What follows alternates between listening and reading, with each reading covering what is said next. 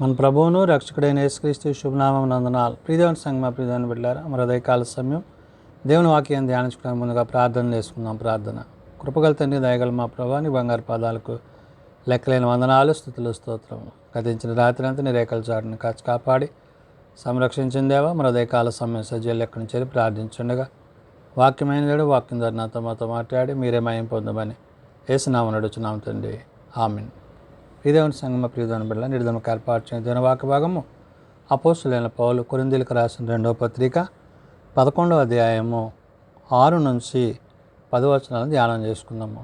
అపోస్తులైన పౌలు కొరింథీయులకు రాసిన 2వ పత్రిక 11వ అధ్యాయము 6 నుండి 10 వచనములు ఈ విధంగా రాయబడినవి. మాటల యందు నేను నేర్పులేని వాడనైనను జ్ఞానమందు నేర్పిలేని వాడను కాను.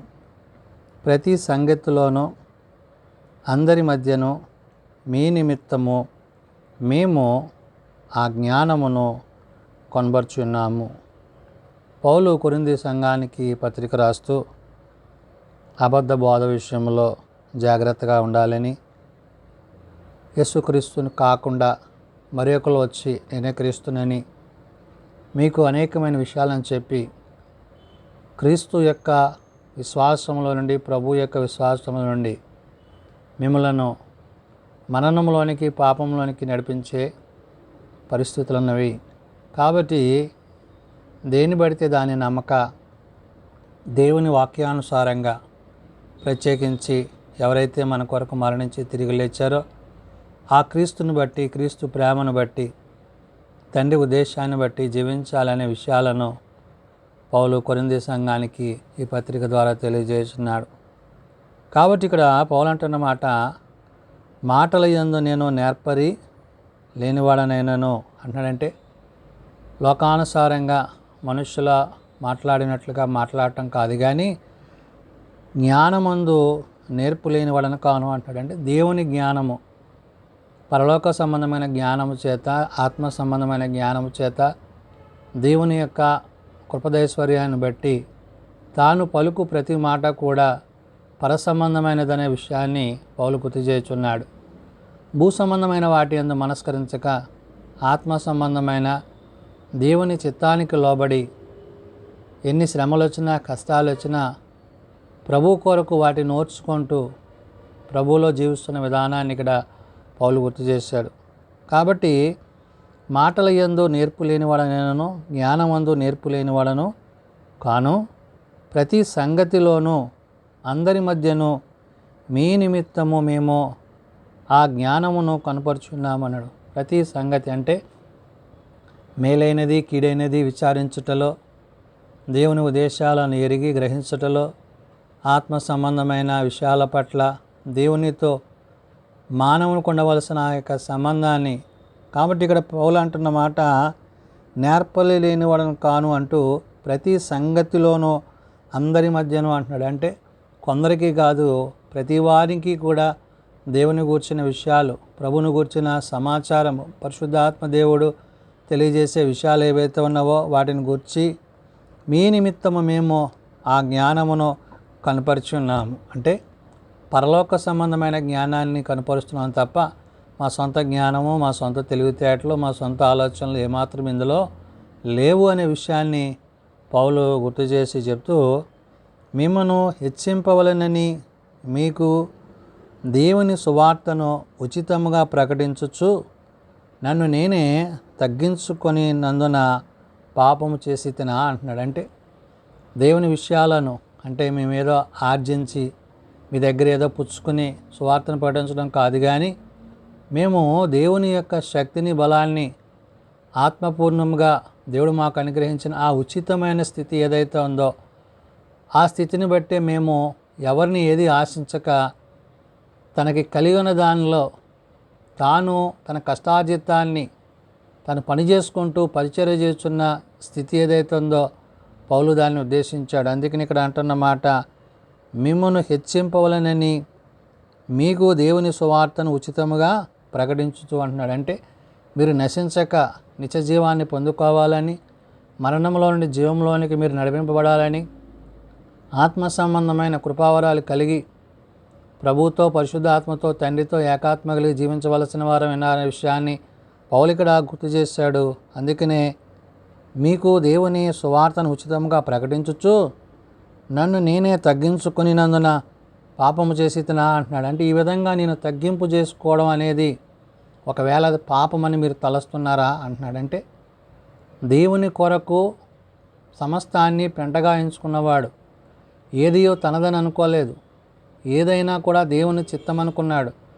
ఆ చిత్తాన్ని జరిగిస్తున్నాడు కాబట్టి ఆశించక ఎదుటి వ్యక్తుల మీద ఆధారపడక తాను పరిచర్య చేస్తున్న విధానం ఏదైతే ఉందో దాన్ని గుర్తు చేసి, మీకు పరిచర్య చేయుటకై నేనెంతర సంఘముల వలన జీతము పుచ్చుకొని వారి ధనమును దొంగిలించిన వాడనైతేనా అంటున్నాడు. అంటే ఈ విధంగా చేయటం ద్వారా నా ఆర్థిక పరిస్థితులు ఏమన్నా మెరుగుపడ్డాయని, నేను ఏదన్నా సంపాదించుకున్నానని, అంటే ఆశించక ఉచితంగా చేయటం ద్వారా దేవుని యొక్క స్థితిని తాను ఏ స్థితిలో ఉన్నాడో గుర్తు చేశాడు.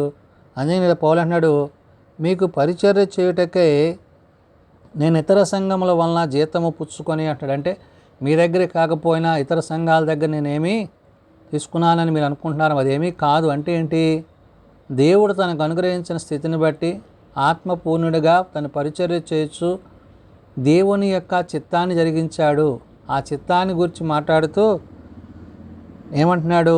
సంఘముల వలన జీతం పుచ్చుకొనిన వారి ధనము దొంగిలించేవాడనైతేనా అన్నాడు. అంటే వారు సంపాదించుకున్నది, వారు ఏదైతే దేవుని కొరకు ఏర్పరచుకున్నదో దాన్ని దొంగిలించేవాడిని అనుకుంటున్నారా అంటున్నాడంటే, ఇహ సంబంధమైన ధనాన్ని తాను అపేక్షించలేదు, భూ సంబంధమైన వాటి మీద మనస్కరించలేదు, ఆత్మల పట్ల భారం కలిగి దేవుని యొక్క చిత్తాన్ని జరిగిస్తూ తాను పరిచర్య చేస్తున్నాడు.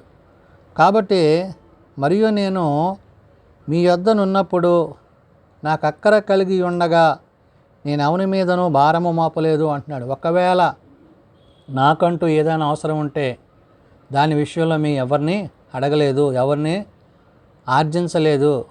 ఏదైనా కూడా దేవుని పట్ల, దేవుని చిత్తం పట్ల దేవునికే దాన్ని విడిచిపెట్టాను తప్ప ఏ వ్యక్తుల మీద కానీ ఏ సంఘాల మీద కానీ నేను ఆధారపడని స్థితిలో దేవుడు నన్ను ఉంచాడు అనే విషయాన్ని ఇక్కడ చెప్తున్నాడు. మరియు నేను మీ వద్ద ఉన్నప్పుడు నాకు అక్కరకు కలిగి ఉండగా నేను ఎవని మీదనో భారముగా మోపలేదు. మాసిదోనియా నుండి సహోదరులు వచ్చి నా అక్కర తీర్చిరి అంటున్నాడు. అంటే ఈ మాసిదోనియాలో ఉండే సంఘం ఏదైతే ఉందో వారు నన్ను ప్రేమించి నా అవసరతుల్లో వారు నాకు సహాయం చేశారు. అంటే నేను అడగకపోయినా దేవుని ఆత్మచేత వారు ప్రేరేపింపబడి దేవుని పక్షాన వారు నా పట్ల ఈ కార్యాన్ని జరిగించారు అని చెప్తూ, ప్రతి విషయంలోనూ నేను మీకు భారముగా ఉండకుండా జాగ్రత్త పడితిని అంటున్నాడు. ప్రతి విషయంలో, ప్రయాణం అయితేనేమి, ఆహార విషయంలో అయితేనేమి, తన వసతి విషయంలో ఏదైతే తనకు అవసరమైనదో దేని యందును తను ఏది ఆశించక తను వెళ్ళు ప్రతి చోట దేవుని చిత్తాన్ని జరిగిస్తూ ఆత్మ సంబంధమైన మాటల చేత వారిని నడిపిస్తూ పరిశుద్ధాత్మని యొక్క చిత్తంలో వారిని ముందుకు తీసుకెళ్ళిన వాడై ఉన్నాడు. కాబట్టి ప్రతి విషయంలోనూ నేను మీకు భారముగా ఉండకుండా జాగ్రత్త పడితిని అంటున్నాడంటే, నా వల్ల మీకు నష్టం కానీ భారం కానీ కలగకూడదనేది నా ప్రధాన ఉద్దేశం అనే విషయాన్ని తన వ్యక్తిగతమైన స్థితిలో నుండి దేవుని యొక్క స్థితిని, ఆయన ఉన్నతమైన ప్రేమను గురించి తెలియజేస్తూ ఇక ముందును జాగ్రత్త పడుదును అన్నాడు. ఒకవేళ ఆ పరిస్థితుల్లోంచి ఒకవేళ నేను దూరం అయితే కానీ అయినప్పటికీ కూడా ఇక ముందు కూడా నేను దేనిలోనూ ఆశించక దేవుని యందు దేవుని చిత్తం అందే తప్ప మరి మనుషులను ఆశ్రయించువాడుగా నేను ఉండను అనే విషయాన్ని చెప్తూ, క్రీస్తు సత్యము నా యందు ఉండుట వలన అకాయ ప్రాంతముల యందు నేను ఇలాగా అతిశయపడకుండా నన్ను ఆటంకపరచుటకు ఎవరి తరము కాదు అంటున్నాడు. అంటే ఒకవేళ మీరు మీ యొక్క ఆలోచనల చేత, తలంపుల చేత మీరు ఏదైనా ఇవ్వాలని తలంచినా, దాని విషయంలో నేను ఆశ కలిగి ఉన్నా, అటువంటి ఆలోచన అయితే నాకు లేదు అంటే ప్రేరేపింపబడడం, ఒకవేళ హృదయమందు తన యొక్క ఆలోచనలో కానీ ఏదన్నా పుచ్చుకోవాలన్న తలంపు కానికి ఏమాత్రము తాను చోటేయక దేవుని యొక్క చిత్తానికి, దేవుని యొక్క ఉద్దేశానికి తాను పూర్తిగా లోబడిన వాడై ఉన్నాడు. ఎందుకు ఈ విషయాలను పౌలు చెప్తాడంటే, రాబోయే దినాలలో అక్రమం జరగబోతుంది కాబట్టి, అనేక అబద్ధ బోధకులు, ప్రవక్తలు వస్తారు కాబట్టి, వారి విషయంలో ముందుగానే మీకు నేను ఈ విషయాలను తెలియజేస్తున్నాను. ఎవరు క్రీస్తునందు, క్రీస్తు ప్రేమను గురించి, సిలువ వేయబడి మరణం నుంచి తిరిగి లేచిన క్రీస్తుని గురించి ప్రకటించేవారై ఉంటారో వారి అందే తప్ప క్రీస్తుని అంగీకరించని వాని యందు మీరు ఏమాత్రమున విశ్వాసం ఉంచకూడదనే విషయాన్ని కొరింథీ సంఘాన్ని చెప్తున్నాడు. అందుకనే క్రీస్తు సత్యము నా యందు ఉండుట వలన అంటున్నాడంటే, ఏ సత్యమైతే క్రీస్తు సత్యం అనగా క్రీస్తుని గూర్చిన మాటలు, తండ్రిని గూర్చిన ఉపదేశములు, ఆదరణకర్త అయిన పరిశుద్ధాత్మ దేవుడు తనకు అనుగ్రహించిన ప్రతి దాన్ని బట్టి సత్యము నుండి సర్వసత్యంలోనికి తను నడిపింపబడుతున్న విధానం ఏదైతే ఉందో దాని గురించి చెప్తూ, అకాయా ప్రాంతం యందు నేను ఇలాగా అతిశయపడకుండా, ఒకవేళ అకాయా ప్రాంతంలో నేను నా అనే స్థితిని కలిగి కాదు కానీ దేవుని చిత్తమనే విషయాన్ని నేను మరొకసారి గుర్తు చేస్తున్నాను అంటూ, నన్ను ఆటంకపరచుటకు ఎవరి తరమును కాదు అన్నాడు. ఒకవేళ మీరు బలవంతం చేయాలన్నా, మీరు ఇబ్బంది పెట్టాలని తలంచినా కానీ అది ఎవరి వల్ల కాదు. ఎందుకంటే దేవుని యొక్క చిత్తము, దేవుని యొక్క ఉద్దేశానుసారంగా నేను నా పరిచర్య అంటే ప్రభువు పట్ల తనకున్న ప్రేమను ఈ విధంగా తాను వ్యక్తపరుస్తూ, భూసంబంధమైన వాటి మీద మనస్కరించక, లోకానుసారంగా ఆశించక, కేవలము క్రీస్తుని బట్టి, క్రీస్తు ప్రేమను బట్టి సత్యమును గూర్చిన మాటలను తెలియజేస్తూ అందరినీ సర్వసత్యములోనికి నడిపించాలనేది పౌలు యొక్క ప్రధానమైన ఉద్దేశమైనది. కాబట్టి కొరింథీలో ఉండే సంఘానికి హెచ్చరికగా తాను ఒక మాదిరికరమైన జీవితాన్ని కలిగి ఆ దేవుని యొక్క చిత్తాన్ని జరిగించుటలో తన వంతు దేవుడు తనకిచ్చిన స్థితిని అక్కడ తెలియజేస్తున్నాడు. కాబట్టి నేడు మనము ప్రభువును బట్టి, ప్రభు చిత్తాన్ని బట్టి జీవించాలి తప్ప ఇహ సంబంధమైన వాటి యందు మనస్కరించక, భూ సంబంధమైన వాటిని ఆశించక, పరలోక సంబంధమైన దీవెనల చేత ఆనాడు పౌలు ఏ విధంగా అయితే తను ఉచితంగా చేయడానికి నిర్ణయించుకున్నాడో అలాగ చేయడానికి ప్రతివారు పరిశుద్ధాత్మ చేత నడిపింపబడాలని ఉదయకాల సమయమున భక్తుడైన పౌలు ద్వారా పరిశుద్ధాత్మ దేవుడు తెలియజేసిన మాటలు ప్రార్థన చేసుకుందాం. ప్రేమగల తండ్రి, దయగల ప్రభువా, నీ బంగారు పాదాలకు వందనాలు.